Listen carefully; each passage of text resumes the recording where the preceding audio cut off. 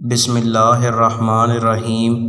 رسول اللہ صلی اللہ علیہ وآلہ وسلم نے فرمایا، اللہ تعالیٰ کا ارشاد گرامی ہے، اے فرشتوں، جب میرا بندہ کسی برائی کا ارادہ کرے تو جب تک وہ اس پر عمل کرے تو پھر اس کے برابر گناہ لکھو، اور اگر وہ اس کے مطابق عمل کرے تو پھر اس کے برابر گناہ لکھو۔ اگر وہ میرے خوف سے اس برائی کو ترک کر دے تو اس کے لیے ایک نیکی لکھو، اور اگر کوئی بندہ نیکی کرنا چاہے تو اس کے لیے ارادے ہی پر ایک نیکی لکھ دو، اور اگر اس پر عمل کر لے تو 10 گناہ سے 700 گناہ تک نیکی لکھو۔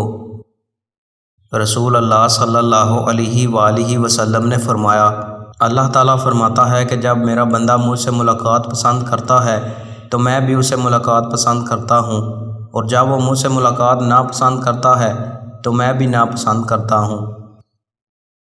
رسول اللہ صلی اللہ علیہ وآلہ وسلم نے فرمایا، ایک شخص نے جس نے بنی اسرائیل میں سے کوئی نیک کام کبھی نہیں کیا تھا، وصیت کی کہ جب وہ مر جائے تو اسے جلا ڈالے اور اس کی آدھی راکھ خشکی میں اور آدھی دریا میں بکھیر دے، کیونکہ اللہ کی قسم اگر اللہ نے مجھ پر قابو پا لیا تو ایسا عذاب مجھ کو دے گا جو دنیا کے کسی شخص کو بھی وہ نہیں دے گا۔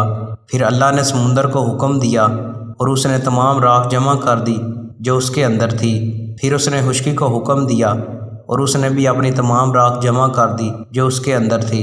پھر اللہ تعالیٰ نے اس سے پوچھا، تو نے ایسا کیوں کیا تھا؟ اس نے عرض کیا، اے رب، تیرے خوف سے میں نے ایسا کیا، اور تو سب سے زیادہ جاننے والا ہے۔